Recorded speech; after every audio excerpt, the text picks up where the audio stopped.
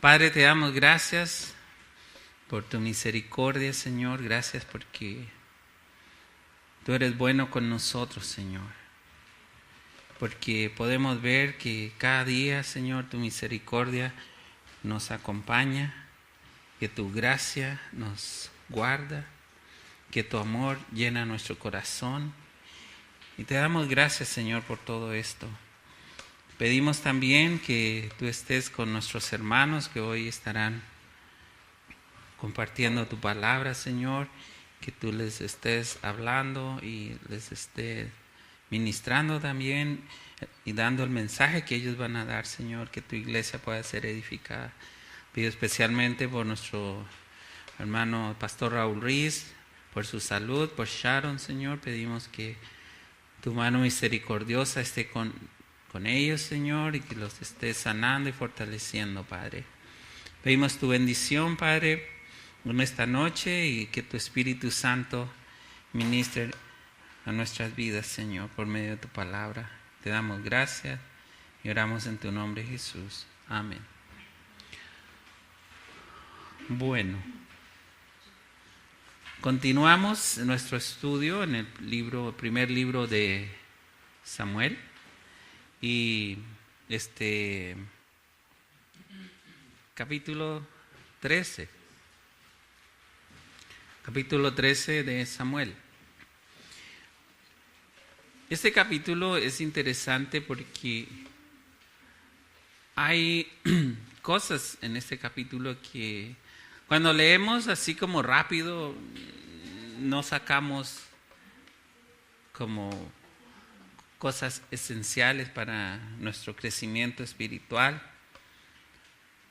Pero cuando vamos leyendo más detalladamente, meditamos en cada una de las frases, nos damos cuenta que hay muchas cosas que tal vez nosotros hacemos y tal vez en una forma no a propósito, pero tal vez lo hacemos indebidamente sin darnos cuenta. Otras veces lo hacemos a propósito. Sabemos las cosas y sin embargo las hacemos deliberadamente, pensando que Dios no va a tomar acción. Y resulta que Dios sí va a tomar acción. Lo que pasa es que Dios tiene paciencia, pero Él va a hacer su trabajo, porque Él es el Dios juez justo. Y la palabra dice que en ningún momento Dios tiene por inocente al culpable. Entonces, veamos qué nos dice el texto de hoy, en el capítulo 13, 1 Samuel 13, 1. Dice, había ya reinado Saúl 1 año, y cuando hubo reinado 2 años sobre Israel, interesante que de 1 año pasa a 2 años, ¿cierto? En una frase bien cortita, ya pasaron 2 años aquí. Dice que escogió, versículo 2, escogió luego a 3,000 hombres de Israel, de los cuales estaban con Saúl 2,000 en Micmas y en el monte de Betel, y 1,000 estaban con Jonatán en Gabaa de Benjamín, y envió al resto del pueblo cada uno a sus tiendas. Bueno, aquí no los está mandando al mall. Las tiendas ellos usaban, muchos usaban carpas. Cuando usted va de camping, esas carpitas, no tenían casas. Recuerden, muchos de ellos apenas se estaban instalando en la región. Otros no les gustaba el terreno donde estaba y se estaban moviendo también. Si ustedes recuerdan, hubo una de las tribus que le asignaron un terreno y le dijeron, todo eso es suyo. Estuvieron un tiempo y decidieron mejor irse de ahí y se fueron al norte, al puro norte de Israel. Se puede ver en su mapa dónde queda el norte de Israel, arriba. Ahí estaban. Se instalaron ahí. No les gustó donde se les asignó. Y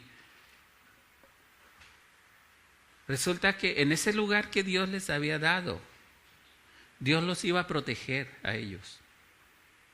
Estaban cerca de Judá y otras tribus allí cerca.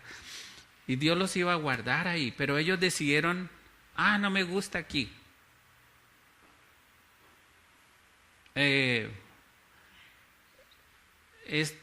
La gente que está ahí son muy feos.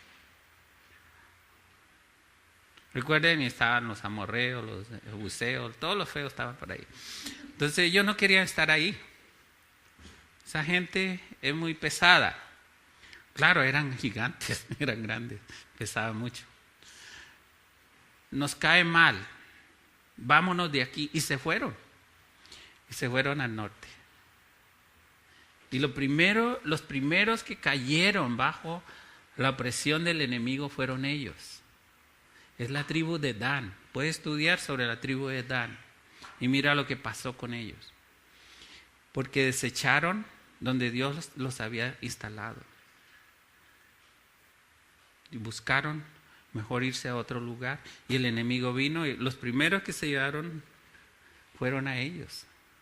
Se fueron prisioneros.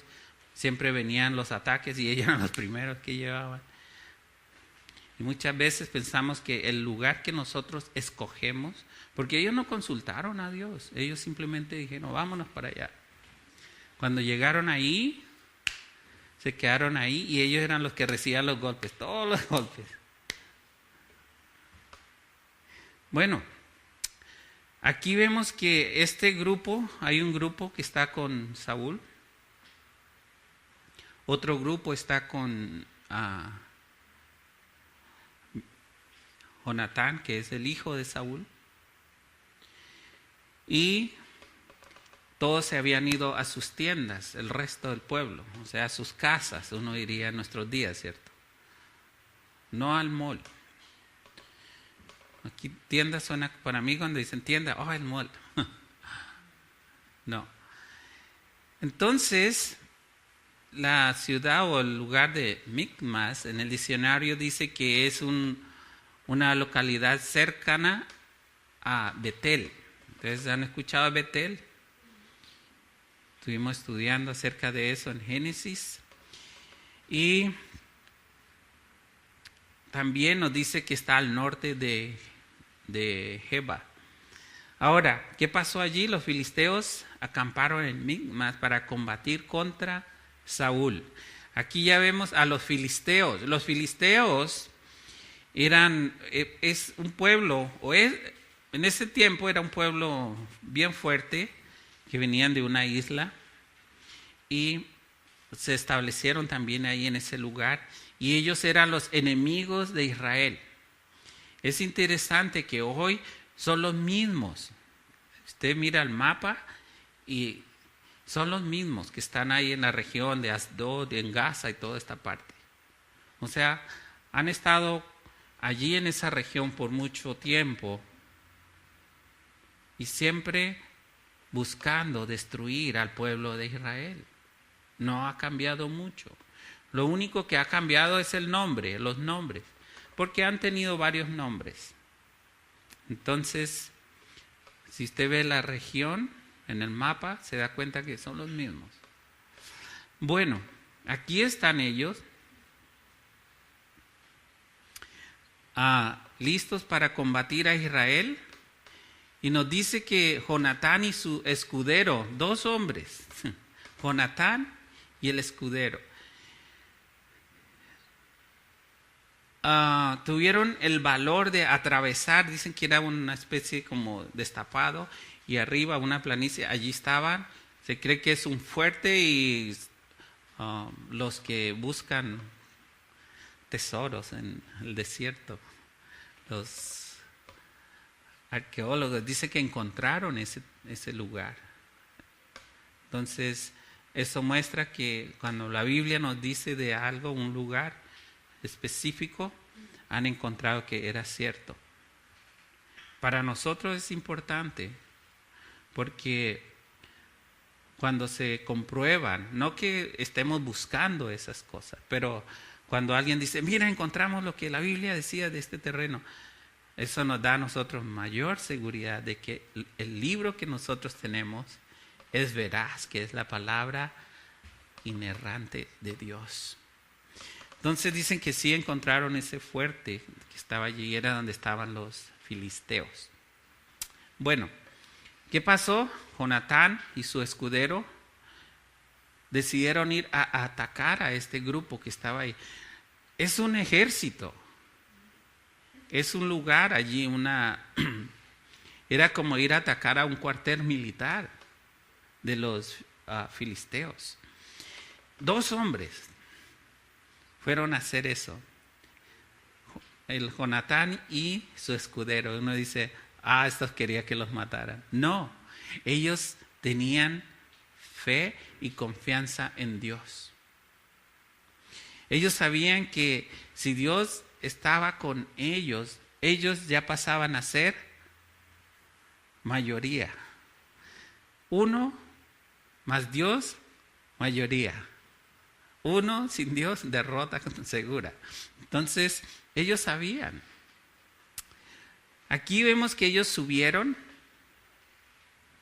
al ejército y una vez atacaron a ese ejército, el ejército de los filisteos, que eran los grandotes, guerreros. ¿Se acuerdan de ese grupo? Salió el gigante que mató después David, ¿se acuerda? Ese, Goliat, que dicen que era como casi hasta el techo, 3,5 metros de altos, eso es casi hasta el techo. Entonces eran grandes esos señores, y buscarle problemas a ellos tenía que ser bien valiente para hacer eso, y es lo que hizo Jonatán. Jonatán es el hijo de Saúl. Bueno, aquí nos dice que ellos pasaron el desierto, la parte destapada, y llegaron a la cumbre donde estaba el ejército. Y mire lo que dice, versículo 3, y Jonatán atacó la guarnición de los filisteos que había en el collado, y lo oyeron los filisteos. Entonces, ahí vemos algo. Aquí dice claramente que Jonatán atacó esa guarnición. Ese era un campo militar. Tremendo hombre.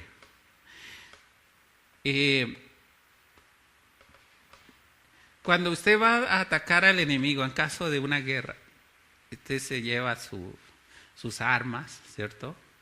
Se pone su equipo de guerra, sus zapatos, todo lo que necesite para ir al combate.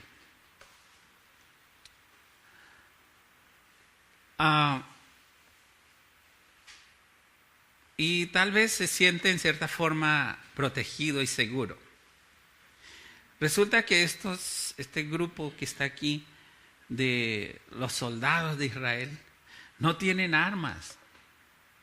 Ellos no tenían espadas, ellos no tenían lanzas, ellos no tenían... Lo único que tenían era la escoba, ir a pegar con la escoba a los enemigos. Entonces, eso hace ver aún mucho más o de admirar mucho más a Jonatán, que fue a pelear contra un enemigo que ellos sí estaban armados hasta los dientes. Tenían carros, tenían jinetes, tenían espadas, tenían de todo. Y Jonatán, él es el único que tiene, era Saúl y Jonatán, porque eran los reyes, los únicos que podían tener una espada. El resto nadie tenía espada. ¿Cómo le gustaría ir a usted? Voy a ir a pelear con el enemigo. ¿Y qué llevan? No tengo nada, piedra. Pero él confiaba en Dios. Entonces aquí lo que podemos resaltar es la fe de Jonatán en Dios. que él podía enfrentar al enemigo, no importa cuán numeroso era o qué tan fuerte era. Si Dios estaba del lado de ellos, él sabía que tendría la victoria. Y para nosotros es lo mismo. Si Dios está de nuestro lado, no importa qué tan grande sea el enemigo, qué tan fuerte o qué tan bien preparado esté, el enemigo va a salir huyendo cuando le resistimos, no cuando nosotros no le resistimos. La Biblia nos dice que resistamos a Satanás y él, ¿qué dice que pasa? Dice, él huirá de vosotros. Satanás es real. Satanás es el enemigo del hombre desde que Dios creó al hombre. Es real. El infierno es real. Me hace acordar de la joven que se quería casar y le decía a su mamá, mamá, tengo un problema, me quiero casar, pero mi novio no cree en el infierno.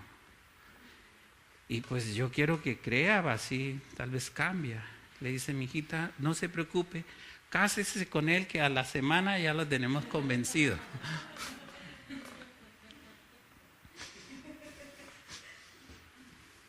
Es real.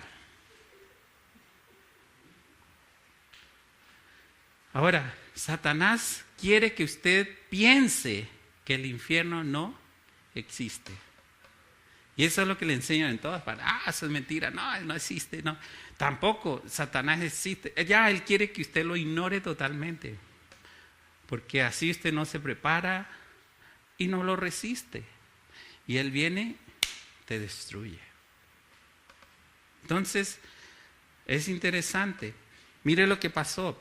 Él fue y atacó al enemigo. Luego, dice, lo oyeron los filisteos. E hizo Saúl tocar trompeta por todo el país diciendo, oigan los hebreos. Entonces Saúl hace sonar la trompeta con un propósito. Esto es para tomar crédito por lo que había hecho su hijo. Y debemos tener cuidado porque esto es terriblemente mal. Cuando yo quiero tomar crédito por lo que alguien más ha hecho. Alguien lo hizo y en lugar, sí, suena la trompeta. Eso muestra orgullo en el corazón de la persona. Y es el principio, ¿para qué? La caída. Entonces, Saúl quiere tomar crédito por el ataque al enemigo. Él no fue. El que arriesgó su vida fue su hijo. Y el escudero también, porque fue con él. Entonces, esta es una acción mala de parte de Saúl, y eso también muestra el corazón de este rey, de Saúl. Él quería la atención para sí mismo. Hay que tener cuidado cuando tratamos de tomar crédito por algo que alguien más lo ha hecho o lo está haciendo. Hay que darle ese crédito a esa persona. Bueno, también vemos que dice, y todo Israel oyó que se decía, Saúl ha atacado a la guarnición de los filisteos. ¿Fue Saúl? No. Pero ¿por qué dice aquí que Saúl ha atacado a la guarnición? Que Saúl hizo pensar eso. Ahora el crédito está yendo ¿a quién? A Saúl. Terrible. ¿Cuánta gente hoy hace lo mismo. Tengan cuidado. Se juntó el pueblo en pos de Saúl en Gilgal. Entonces Saúl toma para sí la gloria de lo que había hecho su hijo. Error. Luego, al hacer estas cosas, Saúl está mostrando arrogancia y está mostrando orgullo. Dos cosas que Dios detesta. Un proverbio nos dice que Dios aborrece eso. ¿Y qué más? Podemos notar que este acto es de Saúl, es el comienzo de su, está aquí arriba, de su descenso. Su reino empieza a declinar. Y vamos a seguir leyendo y nos vamos a dar cuenta que en lugar de ir hacia arriba, Saúl empezó a bajar, a descender y por último terminó en lo profundo. Cuando leamos cómo termina Saúl, él termina suicidándose. Y esto es terrible. Así que por eso es importante siempre examinar nuestro corazón.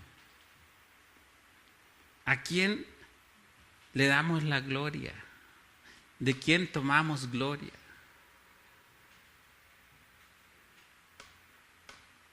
¿Cómo está nuestro corazón delante de Dios? Entonces, también vemos que al atacar a estos hombres filisteos, Israel tiene ahora un enemigo más grande, se crecieron. Ya no era solo el grupo que estaba ahí en Micmas, ahora todo el pueblo de los filisteos oyeron y ahora todos se levantaron para ir a destruir a Israel. Nos dice, de unas notas, esto dice claramente que Israel se había hecho abominable a los filisteos. Mientras los israelitas se quedaron en su posición débil y de derrota, los filisteos los consideraban buenas personas, buenos tipos. Y eso es lo que el enemigo quiere. Que usted asuma una posición de derrota, de sumisión en derrota. Entonces, si usted toma esa posición, usted es buena gente, nos conviene. Caes bien. Tan pronto como los israelitas mostraron el coraje y valor contra los enemigos de Jehová, los filisteos, consideraron a los israelitas algo abominable. Entonces, en el momento que usted se enfrenta al enemigo, recuerde, el enemigo se llama, ¿cómo se llama el enemigo? Satanás, sí.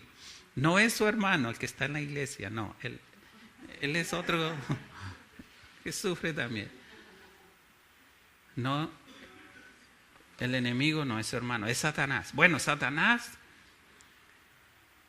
se enoja cuando nosotros le hacemos frente, porque él quiere que estemos acobardados.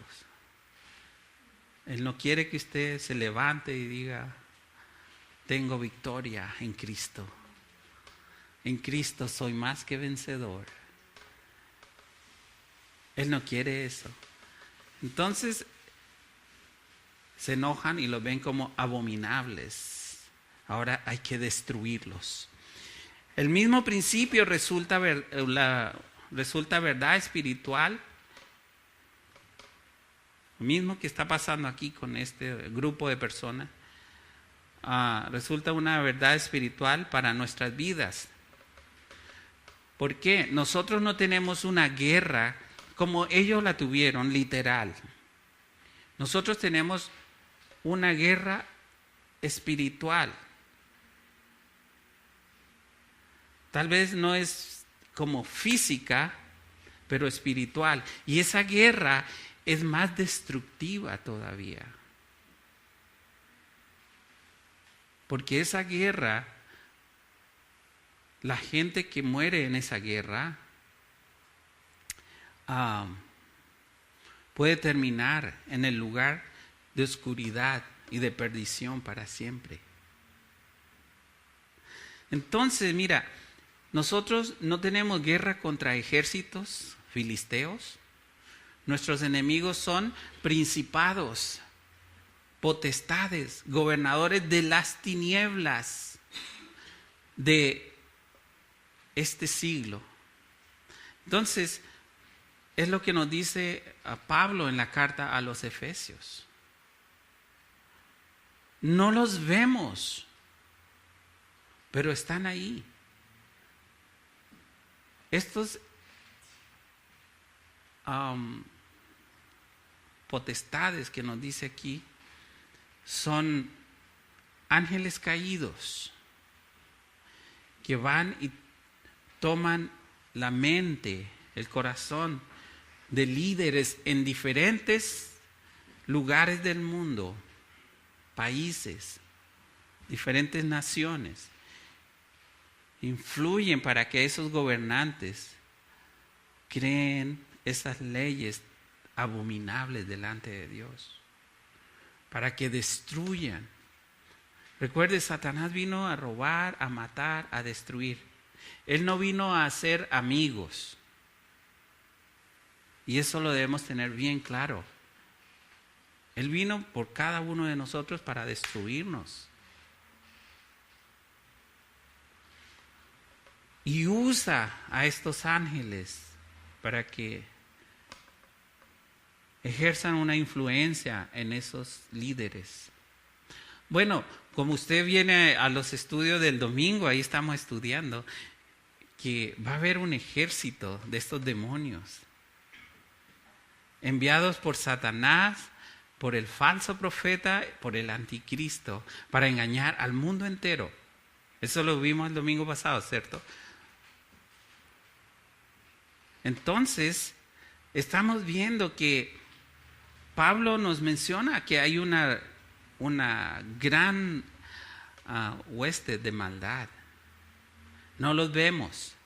Yo le doy gracias a Dios que no los podemos ver, porque si los miro, yo creo que voy a caer ahí. El susto va a ser muy grande. Pues son reales. Yo he visto personas poseídas por estos demonios. Y créame, es triste. Es algo muy, muy feo. Y las personas no saben qué es. Muchos dicen, ¿qué será?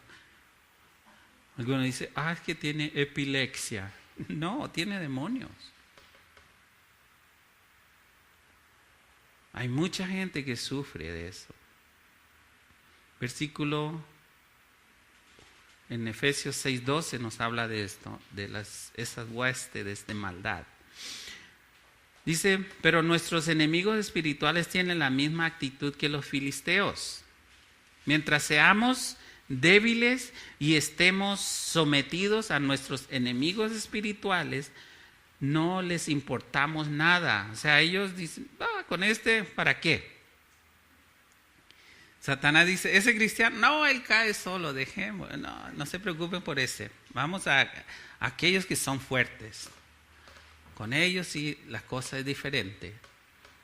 Entonces, incluso tal vez hasta les caigamos bien cuando nos portamos en una forma de que, sí me someto, sí, lo que usted diga, yo haga lo que quiera conmigo. Satanás dice, ya mira, esa es buena gente. Y pasa en la iglesia.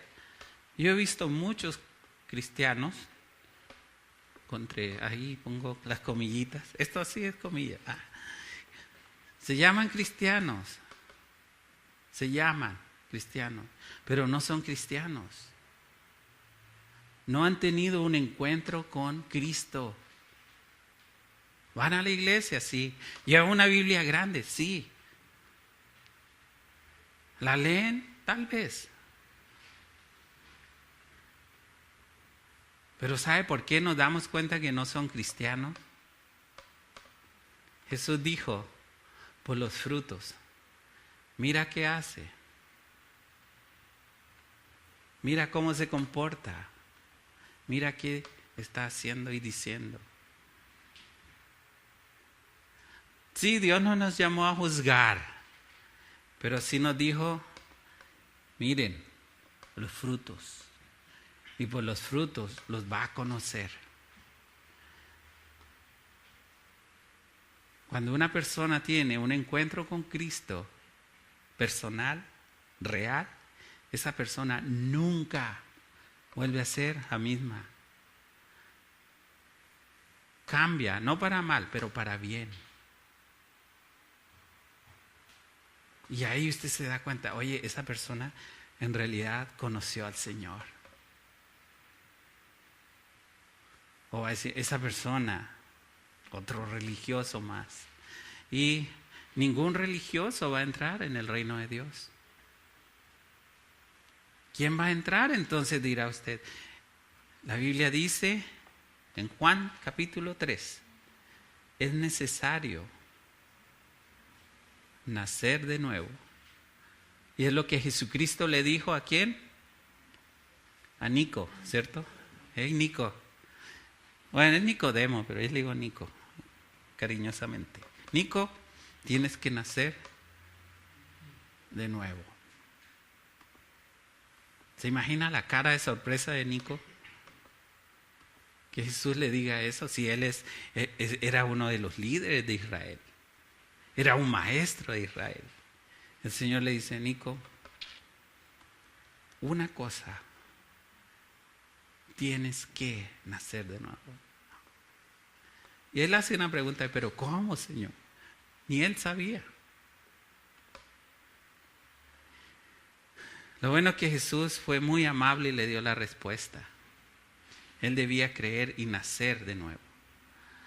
Bueno, aquí vemos que estos enemigos, cuando uno no ofrece resistencia, ellos están felices. Eso es lo que el enemigo quiere, que usted no le ofrezca resistencia. Pero la Biblia nos dice lo contrario, resistid al diablo y él huirá de vosotros. Pero quiero que entienda el versículo, porque esa es solo una parte. Porque antes dice, someteos a Dios. Entonces primero me someto a Dios. Después resisto al enemigo y el enemigo va a huir. Muchos cristianos que yo voy a resistir a Satanás. Créame, Satanás no es alguien que usted puede resistir así, como si fuera cualquier cosa, no. Usted tiene que ir en el poder que Dios te da. No en tus fuerzas. Cuando tú vas a enfrentar al enemigo en tus fuerzas, el enemigo lo va a agarrar y le va a dar una paliza. Hay un ejemplo ahí en el libro de los Hechos, de unos que fueron a reprender a un endemoniado, que dice que saltó y los dejó casi desnudos y malheridos. Entonces, yo me someto a Dios primero. Y ahí resisto al enemigo. ¿Cómo me someto a Dios? Es la pregunta. Creyendo y obedeciendo. ¿Creyéndole a quién? A Dios, a su palabra. Jesús, te entrego mi vida. ¿Cuántos hemos dicho eso? ¿Cierto? Jesús, te entrego mi vida. Pero yo voy a hacer lo que yo quiera, Jesús. Que quede claro, ¿ah? Jesús, te entrego mi vida. Tú eres el Señor de mi vida, pero espere, no lo tome tan en serio. Yo tengo mi agenda. ¿Será que funciona así? No, funciona. Vaya usted a un lugar, a una empresa. Señor, ¿me da trabajo? Sí, yo quiero ser su empleado. Ya, lo vamos a usar. Ah, sí, ya, que gracias. Ah, pero un momentito, yo tengo mi agenda. Yo voy a hacer esto y esto, lo que trabajo con ustedes. ¿Qué le va a decir la compañía? Sácate de aquí antes que lo saquemos, ¿cierto? ¿Cuánto más con Dios? Él quiere tu vida 100%. Entonces, aquí vemos que estas personas que resisten al enemigo se convierten en abominables para el enemigo. Ahora, si tener paz con el diablo es importante para usted, hay gente que dice, no, yo el diablo, yo prefiero estar en paz con él para que no me moleste. Yo he escuchado personas pensar de esa forma. No, yo con el diablo, yo no me meto para que no se meta conmigo. ¿Usted cree que él va a respetar eso? No. Entonces, si eso es importante, tener paz con el diablo para que él no te moleste, si tener esa paz es más importante en tu vida que tener victoria en Cristo, entonces usted será derrotado y será subyugado con frecuencia. Es lo que el pueblo de Israel está haciendo. Por eso el ejemplo es súper importante. Lo que estamos estudiando es que Israel tenía un rey eterno, Jehová. ¿Y qué dijo Israel? Quiero un rey terrenal. Y desecharon a Dios y se buscaron un rey terrenal. Y muchos hoy hacen lo mismo. Jesucristo es su rey. ¿Se acuerdan? Él es el Rey de Reyes, Señor de Señores. Y nosotros decimos, Jesús, tú eres mi Rey. ¿Cierto? Jesús, tú eres mi Señor. Hubo un apóstol que dijo, Señor. ¿Se acuerdan? Y después le dijo, no, a su Señor. ¿De quién estamos hablando? De Pedro, muy bien. ¿Qué dijo Pedro? El Señor le dice, Pedro, levántate, mata y come. Y Pedro dijo, Señor, no. ¿Y cuántas veces nosotros le decimos a Jesús, Señor? Y el Señor le dice, haz esto. No. Y lo llamamos Señor. Qué gran contradicción. Porque el siervo en el tiempo de Pablo, Pedro, toda esta gente, el siervo, cuando su Señor le decía, haga esto o aquello, él iba y lo hacía. Haz aquello otro, iba y lo hacía. Pero no. Y muchas veces nosotros hacemos lo mismo. Dios nos dice, haz esto. No. Ama a tu enemigo. No. Pero es que él me hizo esto, es que me dijo esto. Ámalo. No. Señor, no. ¿Quién es tu Señor?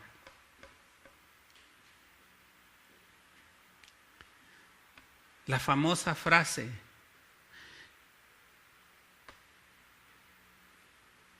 ¿a qué clase de Dios el mundo sirve? o el hombre sirve? Si Dios es tan bueno, ¿por qué están pasando estas desgracias, por decir, en el mundo, en el país? Bueno, la respuesta es, si alguien te hace esa pregunta, ¿qué clase de Dios es el que tienen? Como haciendo referencia a Jehová. La respuesta es fácil, es sencilla. La clase, el Dios, hay que decirles, bueno, lo que ellos sirven o tienen es el Dios de este mundo. Jesucristo dijo, el Dios de este mundo, refiriéndose a ¿quién? A Satanás. Satanás vino a robar, a matar, a destruir. Y usted le puede decir al que te haga esa pregunta, cuando diga, ¿qué clase de Dios? Diga, ya mire, le voy a decir qué clase de Dios. El Dios de este mundo vino a robar, a matar y destruir, y se llama Satanás. Y el mundo entero, nos dice Juan, está bajo el maligno. Primera de Juan capítulo 5, 20. Entonces, por eso vemos tanta miseria, por eso vemos tanto dolor, por eso vemos tragedias.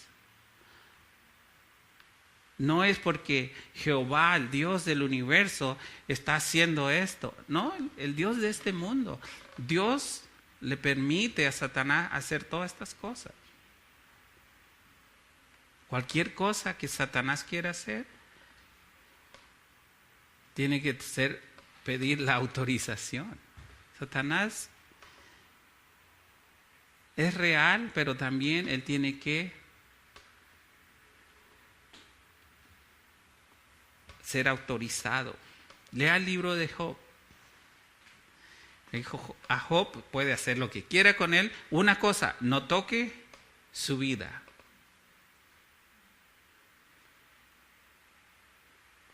Él no podía matar a Job, pero sí mató a toda su familia, mató todo su ganado, destruyó todo. Y lo interesante, a mí me llamó mucho la atención porque después viene él todo vuelto nada y se encuentran con la señora y le dice a la señora, ¿por qué no maldice a Dios y te mueres? Qué gran ayuda la esposa para Job. Pero uno dice, ¿y por qué Satanás no la destruyó también? Porque Dios dijo, no toque la vida de Job. Y Job y su esposa son uno solo delante de Dios. Así que, lo siento por Job.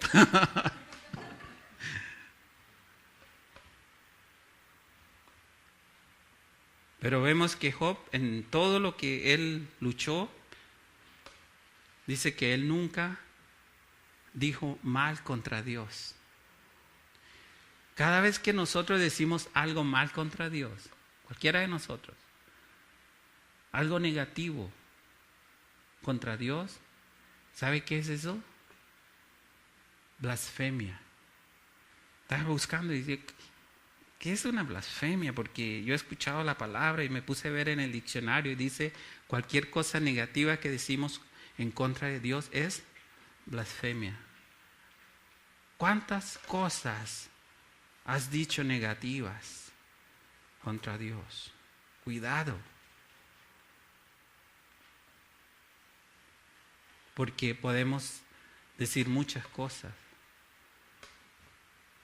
Como los que culpan a Dios por las tragedias que está pasando en el mundo.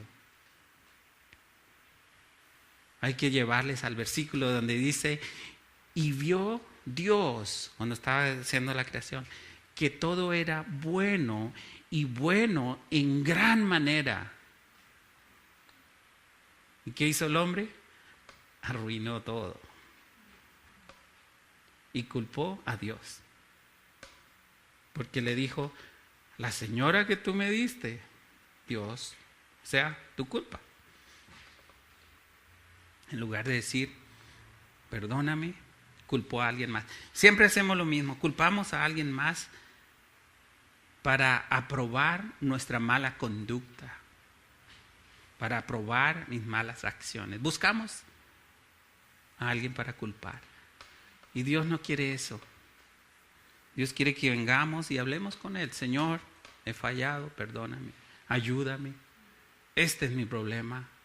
No sé cómo salir de él. Ayúdame, Dios. En sinceridad, y Dios lo va a ayudar. Por eso debemos someternos a Dios primero, luego resistir al enemigo. El enemigo te va a traer cantidad de diferentes cosas para hacerte caer. Te va a traer mujeres si es necesario, te va a traer dinero si es necesario, te va a traer cualquier cosa para destruirte. Entonces debemos aprender a someternos a Dios, resistir al enemigo, aunque nos hagamos abominables para el enemigo. Si no, entonces vamos a vivir una vida en derrota. Mira lo que dice, versículo 5. Entonces los filisteos se juntaron para pelear contra Israel. Ahí está el enemigo levantándose para pelear contra el pueblo de Dios. 30,000 carros. Esto de los carros en ese tiempo, piense, estamos hablando más de 2,000 años atrás, como 2,500 años atrás. Carros en ese tiempo. En nuestros días uno ve carros por todos lados, ¿cierto?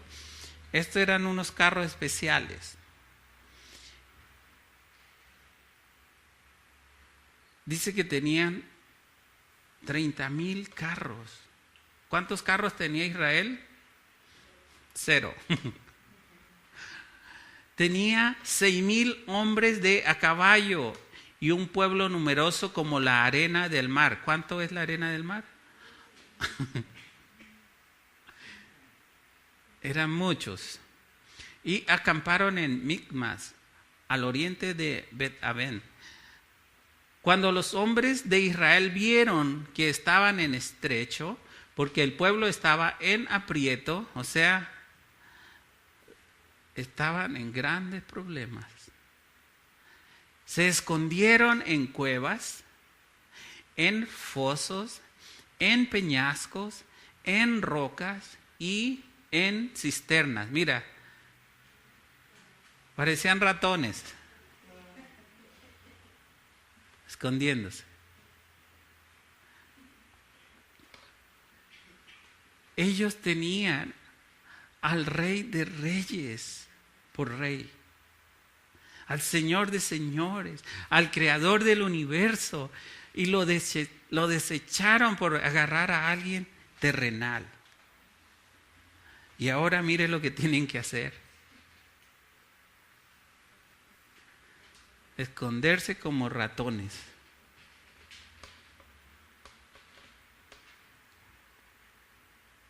Lea el libro de Josué. Bueno, ya lo estudiamos acá una vez, ¿cierto? Por ahí están los audios, si lo quiere escuchar. Y mira lo que pasaba. Cuando Josué iba a la batalla, dice que el ángel de Dios iba delante de ellos y destruía todo, no quedaba un enemigo. Ahora Saúl va delante de ellos y todos están corriendo a las cuevas, se parecen ratones. ¿Qué diferencia? Pregunta, ¿quién quiere que sea tu rey? ¿El rey de este mundo? ¿El príncipe de este mundo? ¿O Cristo? Es tu decisión. Yo no puedo decidir por ustedes. Pero sí les puedo aconsejar que Cristo sea ese rey en tu vida. Y vas a tener la victoria. Mira, aquí vemos que el enemigo busca intimidarnos para tomar control de nuestras vidas. ¿Cómo cree que controlan estos gobiernos que tenemos, que nosotros conocemos como dictaduras? Controlan a la gente por medio de el miedo, el terror. Si usted no se somete, estas son las consecuencias. Te quitamos y empiezan a quitar cosas. Te quitamos la vida si no se somete.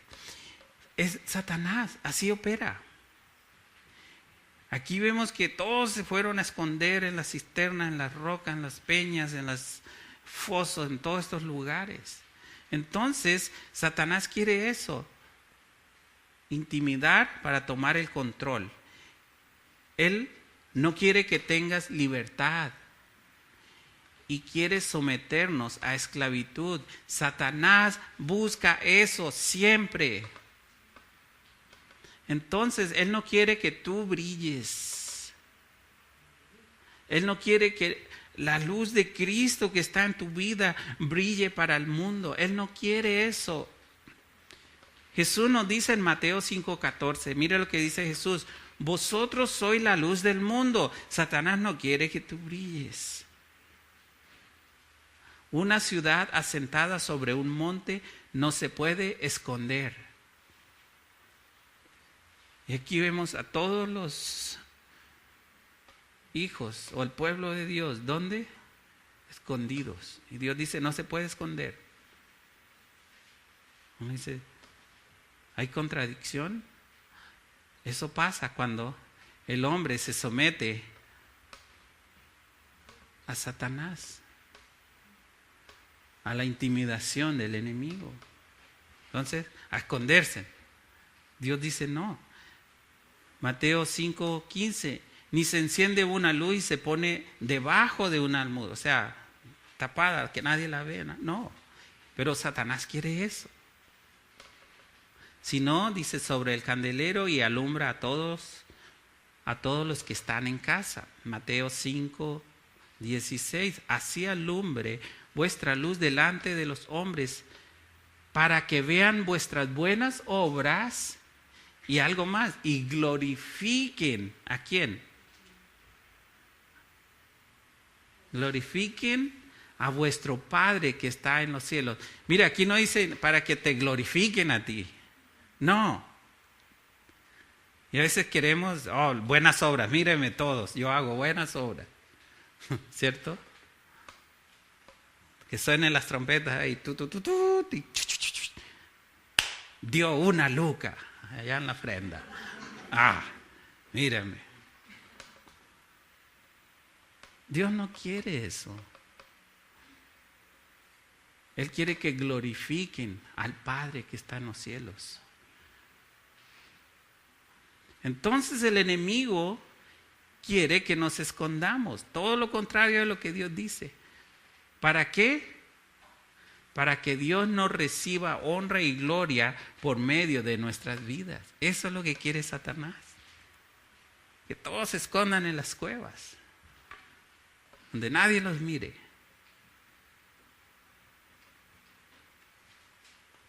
Entonces, no hay que permitir eso del enemigo. Hay que luchar, hay que ser valientes, hay que ser fuertes. No en tus fuerzas. Créame, vas a recibir una paliza, pero con la fuerza y el poder del Espíritu Santo. Cuando Jesús le dijo a sus discípulos, vayan a predicar, ir por todo el mundo y predicar en el Evangelio. Pero le dicen, pero esperen, vayan y esperen el poder de lo alto y recibiréis poder cuando haya venido sobre vosotros el Espíritu Santo. Y luego me seréis testigos ahí en Jerusalén, Judea, Samaria y hasta Chile. Bueno, hasta lo último de la tierra. Se cree que es Chile, bueno. Pero es Dios. El poder de lo alto, no tu poder. Porque a veces pensamos que somos fuertes, ¿cierto? Cuando uno está joven se cree más fuerte. Ya después de los 50 uno dice, ya no era tan fuerte. Pero Dios nos da el poder. Dios, para luchar. Y Él dijo, he aquí yo estaré con vosotros todos los días hasta el fin. Padre, te damos gracias, Señor, por tu palabra. Padre, te damos gracias, Señor, porque sabemos que no somos fuertes, somos débiles, Señor. Somos frágiles, Señor. Y solo tú nos puedes guardar, Señor, sin caer. Y Padre, podemos ver aquí en este pasaje, Señor, cómo Saúl tomó la decisión de no honrarte. Tomó la decisión de hacer las cosas a su manera, aunque él había escuchado ya el mandamiento. Vemos al pueblo que también tomó la decisión de desecharte para que tú no reines sobre ellos. Padre, perdónanos si también hemos tomado una actitud similar. Nosotros queremos que tú seas nuestro Rey, que tú seas nuestro Señor. Podamos servirte siempre, Padre. Te damos gracias porque tú viniste, Señor, a morir en esa cruz para darnos la victoria. Tú moriste para que nosotros tengamos vida. Tú luchaste para que nosotros tengamos la victoria. Señor, te damos gracias y te ruego por cada persona aquí en esta noche, Señor, que está luchando con problemas de su carne, orgullo y deseos y pasiones que son totalmente carnales. Señor, que seas tú, Señor, dando fortaleza y el control, dominio propio, Señor. Te pido, Padre, por la iglesia que hoy sufre, Señor, porque no está siendo alimentada por la palabra. Y en lugar de recibir la palabra, están recibiendo entretenimiento, Señor. Y el enemigo sigue haciendo estragos, Señor. Sigue destruyendo tu iglesia, Señor. Ayúdanos a ser valientes. Y ayúdanos, Señor, a luchar, no en nuestras fuerzas, pero con el poder de lo alto. Y te pido, Señor, para que tú llenes a cada persona, Señor, que está aquí en este lugar. Tu Espíritu Santo, Señor. Te damos gracias, Padre, en el nombre de tu Hijo Jesucristo. Amén. Si quieren poner de pie, terminamos.